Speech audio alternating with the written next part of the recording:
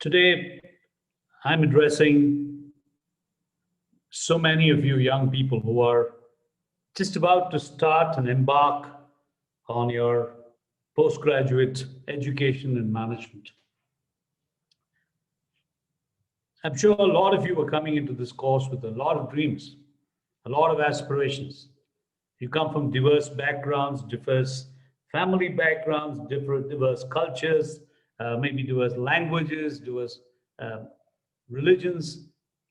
But even before I start my thought process, let me join everybody else in the institute in welcoming you into this new chapter of your life, into this new journey of your life as you embark to try to be the best in what you want to be.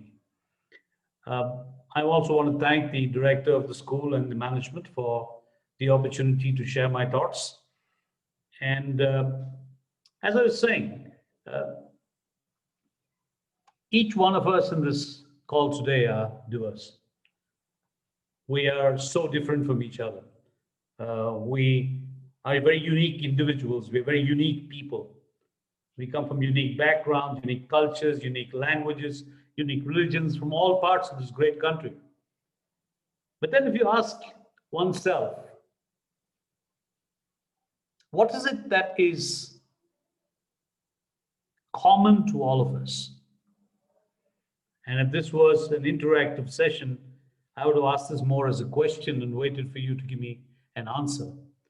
But this is a webcast, and therefore we don't have the privilege of having a two-way communication. So I'll ask that question at a very rhetoric level. We are all so different. We look different, we talk different, we think different. But there's one thing that's common to all of us. One thing that binds us all together. And that one thing is the need to be successful. Pick any one of the 400 of you on this call today. Pick anybody who's in the institute as either faculty, teacher, or even as people supporting the operations, and ask them, do you want to be successful?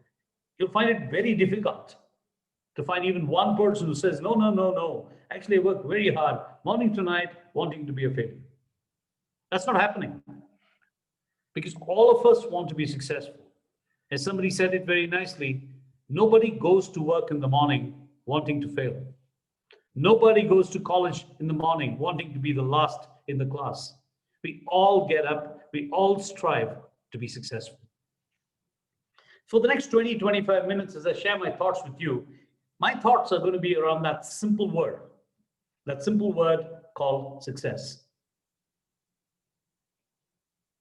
This afternoon, we have to talk with each other, believing in a few things.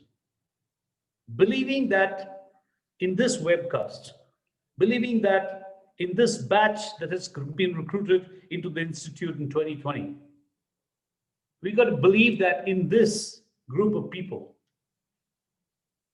there is a potential Einstein, there's a potential Mandela, there's a potential Steve Jobs, probably even a potential Narendra Modi. We have to believe in that. We have to believe in that corporately. We have to believe in that collectively. We have to believe in that individually. That each of us has the ability to be what we want to be. That each of us have the ability to dream big and achieve big. There's a guy called Richard Branson who heads a group called Virgin, the Virgin Group. And he puts it very well. He says, if your dreams don't scare you, then you're probably dreaming too small. I'm sure all of you come into this business school wanting to be successful. It is not difficult to believe that there are many of you in this management program whose parents and families have made huge personal financial sacrifices to enable you to have this management education. It is it wouldn't be too much to believe or assert that there are many of you in this program that are probably funding your education with a loan. It's not very difficult or out of realm of reason to believe that many of you have come into this because you want to change the trajectory of your quality of life. Maybe some of you, have parents who've been teachers and they say, you know what, I want to give the best to my child. I want them to be a Steve Jobs one day. I want them to be a Nadella one day. I want them to be a Henry Ford one day. So we're all here to be successful. If you go talk to your professors and ask them, what drives you to teach your children? And they will tell you the same thing, is to enable them to be the best that they can be. So this evening is about success. And I'm sure all of you come here wanting to be successful. 2 years down the line, or depending, 18 months down the line when you finish your education, you all will be pushing each other trying to get a placement. And each of you will be comparing and saying, hey, what is the starting salary you got, man? And then we'll measure our success. We all want to be successful. But then comes the simple statement that everybody in the world wants to be successful, but not everyone ends their life having seen success. Everybody runs the race wanting to win the race, but most end not having won the race. So this evening, as I share my thoughts with you, young people, I want to give you a flavor of what is it that has helped people to be successful. You look back and look at all the successful people, whoever they are, choose any field, choose the latest Mahendra Singh Dhoni. Used to be a ticket collector, and today he's a legend. And when he says, I'm retiring from cricket, even the Prime Minister of the country has to stop his work and take note. Successful guy, sure. Perhaps, don't know. Has he been successful? I don't know. We'll wait for that answer at the end of this session of my thoughts. But the fact is, we all want to be successful. So I'm going to share 3 dimensions of it with you. If you want to be successful, there are 3 things I'm going to leave with you. The first thought I'm going to share with you is around how we define success. Because like somebody says, what cannot be defined cannot be measured. What cannot be measured cannot be improved. What cannot be improved cannot be targeted. And what cannot be targeted cannot be achieved. So we need to define, we need to have a better understanding as to how we're going to define success. The second thought process I want to leave behind with you is, what are the qualities that people have that makes them succeed? The third thought process is the road of success a bed of roses? Of course it's not. Then how do we handle it? Let's start with the first one. If you have to be successful, these are the 3 pillars on which we got to have crystal clear views on. Today, I've led big organizations. I used to lead a huge organization in Oracle. Now I've come into a company that is more like a startup. It's very old and trying to get it to get its feet again and make it another $1 billion company if I can. And I've seen people all the time who strive to be successful. And very often I'm very sad. I'm very sad to see people who plateau out and just exit life, get retired. Somebody gives them a party. They give them a watch and said, you know what, wish you well. They collect their provident fund and their pension, and then they go into the sunset. Too many people. None of you want to be that way. I'd like to believe I'm talking to a bunch of people that'll be like, let's say, a Kushwant Singh or a Kuldeep Nair, who wrote a piece in the newspaper as editors till the day they died. I hope you'll be like Abdul Kalam Azad, that touched people's lives till the day he died. So how do we define success? People come and say, you finished your engineering, here's a box of sweets for you. So you've been successful. No, we need to learn from people who achieved success. And you look at the people that you've achieved success, they've got very clear thoughts on these three pillars that I talked about. The first pillar they have crystal clear on is how they define success. They do not define success as an event. They define success as a journey. You go and talk to Sachin Tendulkar, you ask him, why are you a successful cricketer? He won't tell you because I hit a century. He'll tell you because I went through 30 years or 25 years of my career in cricket and I came out as the best in the world. Successful people do not think of it as an event. I got a job. I got into a business school. I got promoted today. I won a big order today. I got a bonus this year. I bought myself a lovely SUV. No.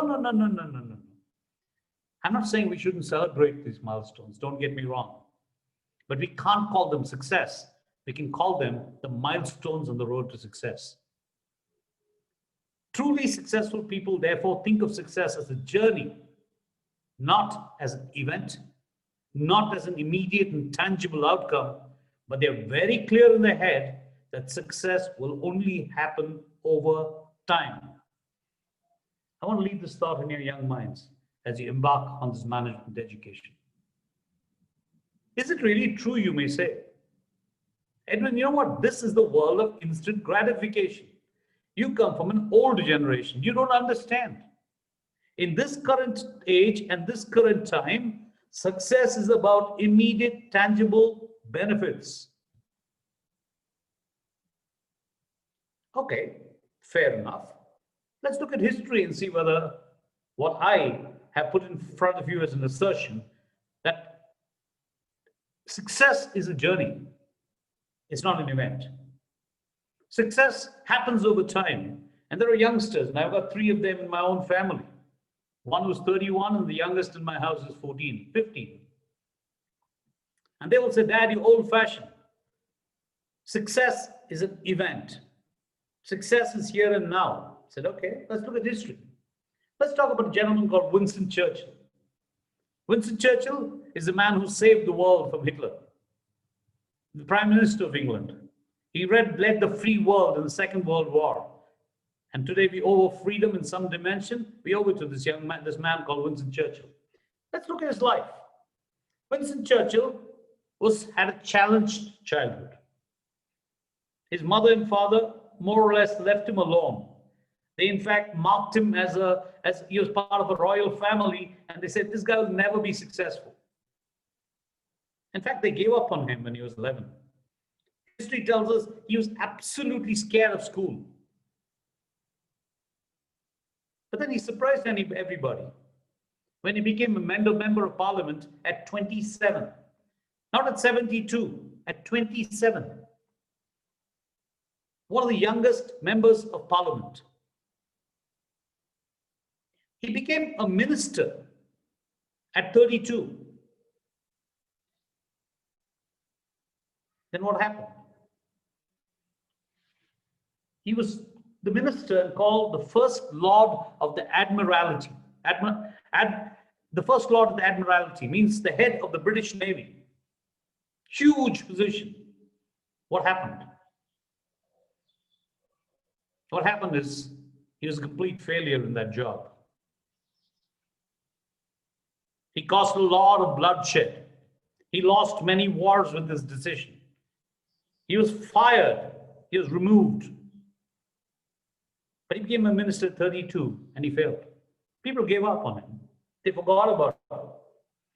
But unlike a tennis ball, he bounced back again. At 43,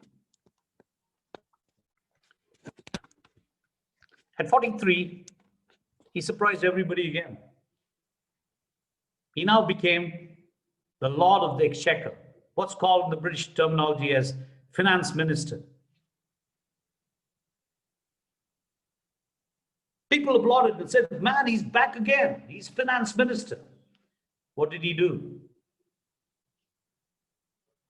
He introduced the gold standard. Those of you who understand economics. He made terrible financial decisions.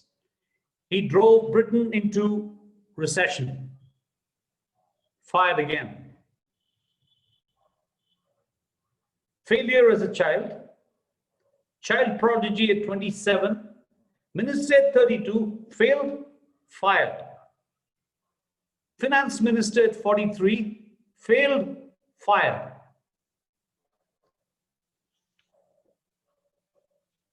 Then what happened? People forgot about him again until he was 61 years old.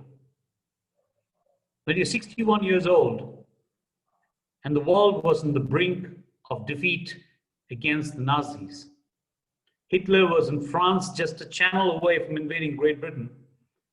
They got Winston Churchill and said, man, you know what? You're the only one who can save this world. And he was made the Prime Minister of Great Britain. Then you can go to Google and read about him as to how he led the world to victory. How he helped the Allies to defeat Nazi Germany in the Second World War. That was a long journey. Look at his life. Unpromising as a child, he showed tremendous potential at 27, but when did he realize his potential? When did he realize his destiny? When he was 61 years old. How long was his journey? If you ask him, if he was alive today, and you asked him, how long was your journey? He'll say, my journey was 50 years long. Why? Because he was written off when he was 11 years old. Is success an event or is success a journey? Winston Churchill. Now you may tell me, Edwin, again, you old-fashioned man, this is the story of 1942. Hey buddy, we're living in 2021. This is a new millennium. What are you talking about? In today's world, people find their life's partners across 6 episodes. People become American idols across 6 weeks. They become master chefs in 1 season. And you're saying success is a journey? Hey man, you must be crazy. That must be old paradigm. So why don't we use one that is more modern to us? This is a story about a gentleman called Jan Koum. Now many of you may not even recognize the name, but very soon you're going to slap your heads and be saying, oh shucks, I didn't know Jan Koum. He touches my life every day. Well, let's talk about Jan Koum. Jan Koum was born in 1976. He's born in a country in repressive communist environment called Ukraine. At 16, his mother and he moved to the United States. What about his father? Well, his father died when he was very young. Very challenging life for an immigrant in the United States. 1976. 1992, he came to the United States. So this is a modern day story, young people. 1992, as an immigrant, life must have been tough. Challenging life. Mother must have worked very hard, put him into school. And they tell you when you go through difficult times in your life, it gets worse before it can get better. And he was high school, his mother died of cancer. See, here was a young man, much younger than all of you guys in this call perhaps, lost his mother, lost his father, orphan, in high school, immigrant, in a country that was not the place of his birth, and he had to go through life. If success was an event, then failure should have also been an event. Because at the moment he lost his mother, he should have failed. But because neither is failure an event, nor is success an event, and because it's a journey, it's something that happens at the end of your journey, whether you fail or succeed, he continued to fight. Then what happened? He developed a love for programming. He became very good at it. Finally, he landed a job. He landed a job in a company called Yahoo. Must have been a very happy guy. Somebody must have even told him, man, not bad for a Ukrainian immigrant. You made it big in the United States, my man. You work for Yahoo. Well done. He worked for 9 years. One fateful day in 2009, he walked into an Apple shop and he bought himself an iPhone. He took it home, had to look at it and work on it, and he realized that in his hand lay a weapon that could revolutionize the communication platform. He called over a friend and he gave him his dream. He said, how about creating a platform that bypasses the towers, bypasses the radio networks? And they call it over the top. Today it's called OTT, and you all know about it. He started a company that we all know so very well. It's called WhatsApp. Jan Koum started this company in 2010. He launched the application in 2010. But did we know WhatsApp in 2010? Not at all. Multiple failures. People laughed at him. It's only in 2016 that it became one of the most popular messaging platforms in the world. It still is today. And like you say, the rest is history. 40 years of challenges, my friends. 40 years that began in his childhood. And then we know WhatsApp for what it's today. What does it tell us? It tells us, conclusively tells us, you can go through the life of any great person. You want to go through Bill Gates' life, it's fine. You want to go through the life of Richard Branson, that's fine. You want to go through the life of Jeff Bezos, it's fine. You want to go through the life of one of my earlier bosses, is Larry Ellison. Life will be the same thing. You'll find that they all went through arduous journeys, and they learned that success is not an event, but it's a long journey. For Winston Churchill, it was 60 years. For Jan Koum, it is 40 years. For Estee Lauder, some of you may use the cosmetics. Her struggle started when she was 18, and she saw her first success as Estee Lauder when she was 52 years old. It tells us that success is a journey. It's not about how fast you run, my young friends. You're going to get in this college. Some of you are going to push each other to get to the front of the line. Some of you are going to work like there's no tomorrow. Some of you are going to work saying, I want to be a CEO by 35. Somebody's going to say, you know what, I'm going to be a billionaire by 40. Though it happens once in a while, most of the time it doesn't. And even if it happens to somebody, it's only an event. What does the stories tell us? It tells us that our success does not come and depend upon how fast we run alone. Not that we should walk slowly. Of course, we must give our best. Of course, the early bird will catch the worm. Of course, we must walk with velocity and speed. But it's not going to depend only on that.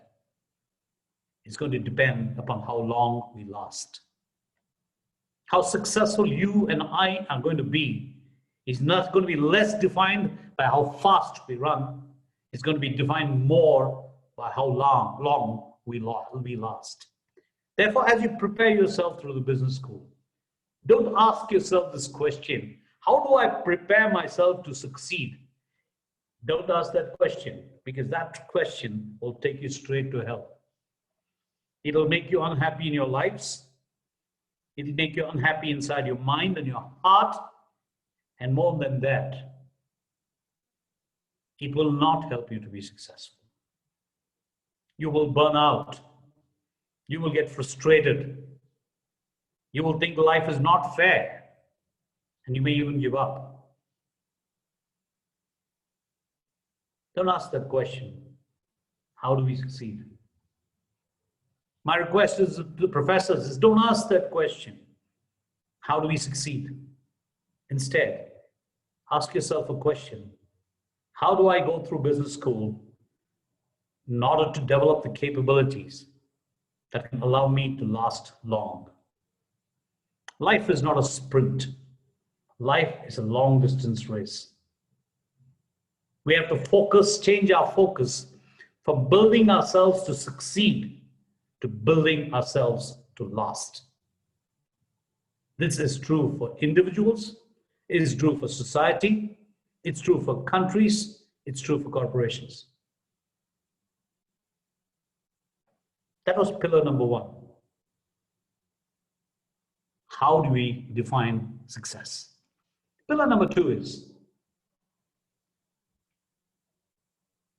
if you have to last long, then you have to ask the logical question, how do I last long? Do I take Chyawanprash? Do I need to do yoga? Do I need to learn strategy better? Do I need to be very good at accounting? Or do I need to go to the gym every day? Not at all. Maybe all of these things, but that may be necessary conditions. They're not sufficient. There are three things you need to do if you have to last long. The first is you got to do stuff with passion. If you want to be successful, work with passion. What do you mean by passion? Passion is what a guy called Van Gogh, one of the world's greatest painters the world had ever known, Van Gogh said, "I'd rather die of passion than to die of boredom."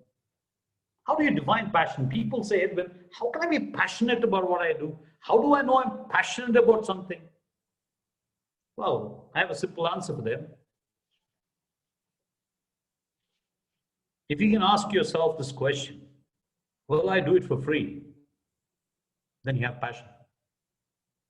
If the answer is yes. If it asked Tendulkar when he was 12 years old, and he used to go and practice in that Maidan, and he told himself, hey man, you know what? Why are you playing this? Why are you practicing like this? And he said, in order to be a successful cricketer, I want to play for India one day. And somebody had told him, what if nobody paid you for it? He'd say, I would still do it. I'm sure about that. Because people who are successful are ones who are passionate about what they do. Money is not the important thing. But you know what the funny thing is? Because they're passionate about what they do, they end up becoming the best in what they do. And money, it just comes. It's not the purpose, it's the outcome. So if you want to last long, the first thing you need to take care of is to find the passion in what you do. Passion is you have to be in love with what you do. Passion is your propulsion system. So does it mean that everybody who's passionate is going to be lasting long? Well, it's like a rocket. You've got a rocket with a propulsion system, and if it doesn't have a destination, it'll fly round and round and round in the air, and one day it'll just run out of fuel and die and fall down to earth, not having accomplished its mission. So if you need a propulsion system that gives you the energy to move forward, you now need a navigation system that tells you where to go. So what do you need for people who last long? You go look at people who have lasted long, they have passion in what they do. Number two, they have purpose to what they do. Somebody asked me, what is purpose? Very easy. If passion is finding something that makes you happy, purpose is doing something that touches others' lives and makes them happy. If you had asked Henry Ford, what is your purpose for Ford Motor Company? He wouldn't have told you, oh, you know what, I want to be the richest automobile manufacturer in the world. Not at all. He'd have told you, my dream is to put a car in every man's home. That was his purpose. His passion was the car. His purpose was to better people's life. So you look at successful people who last, they are people with passion. They do things that make them happy. Number two, they have purpose, which is they do it to make other people happy. When you say make other people happy, it means to change their lives for the better. And the last thing that they have, people who last, Take Thomas Alva Edison, trying to discover this incandescent lamp, and a story that you know so very well, but it's worth a repeat. Sitting in Menlo Park, trying to discover the incandescent lamp. Experiment after experiment, prototype after prototype, failure after failure. All the other researchers in Menlo Park given up. But here is Thomas Alva Edison pursuing his way. And he had already finished 100 prototypes. And somebody came and told him, "You idiot, what are you doing? You tried 100 prototypes, they've all failed. What in the world are you trying to do? What have you benefited?" And that's that famous quote from Thomas Alva Edison. He says, "What have I gained? A lot. I've learned 100 ways not to make an incandescent lamp." What do you learn from that? You learn that people who last long are lifelong learners. They learn at every opportunity. They learn from every mistake. They learn from every failure. They're passionate to want to educate themselves every day. Let's summarize what we've said so far. People who are successful recognize that success is not an event, it's a journey. If you have moments of triumph in the journey, they are milestones. People who are successful therefore equip themselves not how to run fast, but how to last long. They don't build themselves to be successful. They build themselves to last long. And to last long, you need three things. You need to be passionate about what you do. You need to love what you do. You need to be happy with what you do. You have to have purpose, which means you got to do it to make others' lives better. And finally, you got to be worthy of it, means you got to be learning all the time.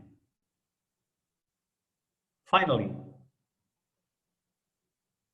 as we go on this journey on the road called success, as we recognize hopefully now that it's not an event but a long journey, we learn that life is not a sprint but a long distance race. As we learn that we need to put our focus not on building ourselves to win, but building ourselves to last. As we learn that we need to find passion in what we do. As we learn that we need to find purpose to our lives. And as we learn that to stay relevant, we got to learn all the time. What happens? Well, what happens is, as you go down this road of success, you will fall a number of times. You will fail a number of times. You'll feel like giving up a number of times. So let me leave it to a story, which is the third pillar.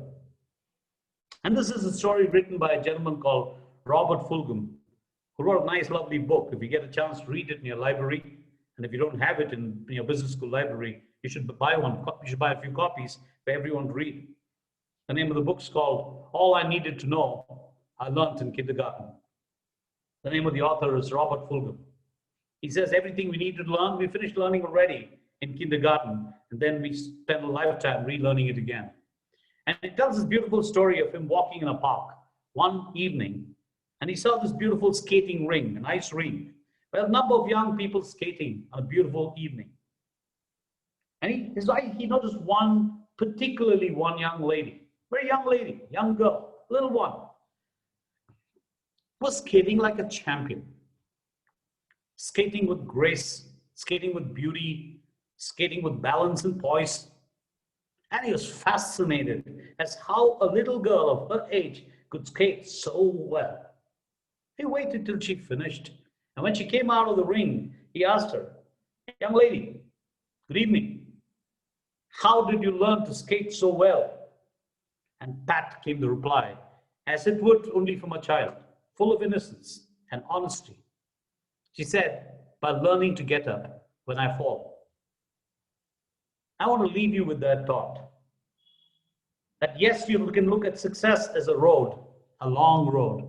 Yes, you can build yourself to last. Yes, you can have passion, purpose, and be a lifelong learner. But this last thing, if you're not able to do, you will not be successful. You will not last. And that is learning to get up when you fall. And what does that mean? It means three things. Number one, you have to learn and accept. You cannot learn without falling. So if you're not falling, it means you're not learning. If you're not failing, it means you're not learning. If you're not failing, it means you're not trying. So number one is I must be willing to accept that the only way to learn is to fall. So you have to get up every morning and pray to God and say, God, please allow me to fall today so that I can learn. The second thing that lesson the story teaches us is that you cannot be successful if you do not learn to fall and then get up, rub your knees, and try again. Experiment 20 failed. I made a new prototype again. 21, another prototype. 22, another prototype. 100, another prototype. And then, voila, the incandescent lamp that changed life the way we know it. Do you fall? You have to get up, to learn to get up when you fall. And the third part is the most frightening part.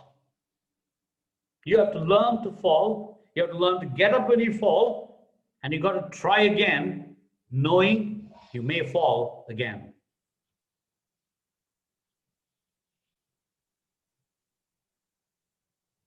Those are the lessons I want to leave with this class.